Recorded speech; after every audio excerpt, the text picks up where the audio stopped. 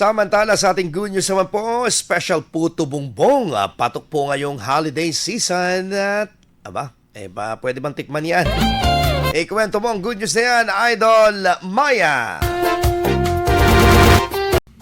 Christmas is just around the corner at pagsapit ng Disyembre, kasabay ng malamig na simoy ng hangin, ang mga pagkaing nagpaparamdam ng tunay na diwa ng Kapaskuhan. Isa na rito ang paboritong puto bongbong na karaniwang tinatangkilik pagkatapos ng simbang gabi. Pero sa bayan ng Mangaldan, mas leveled up ang pagkain ito dahil hindi lang ordinaryo ang kanilang puto bongbong, espesyal ito na loaded sa sangkap at toppings. Sa halagang 75 pesos, makakabili na ng classic na puto bongbong. Pero para sa gustong mas extra, may special choices na nakakahalaga ng 85 pesos, 95 pesos at 115 pesos kada styro.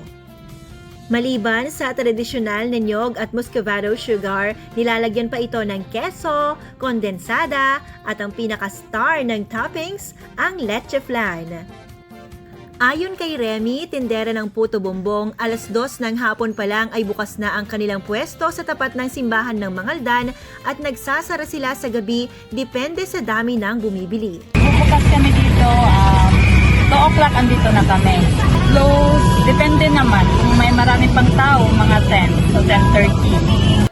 Dagdag pa niya, may mga araw na sa madaling araw din sila nagbubukas at nagpapatuloy hanggang umaga, lalo na kapag dagsa ang mga nagnanais makatikim ng kanilang special puto bongbong. Sa gitna ng modernong food innovations, nananatiling buhay at tinatangkilik ang mga pagkaing Pinoy na tulad nito, mga pagkaing nagbabalik alaala sa simpleng tradisyon, mainit na pagsasama at matamis na pagdiriwang ng Pasko.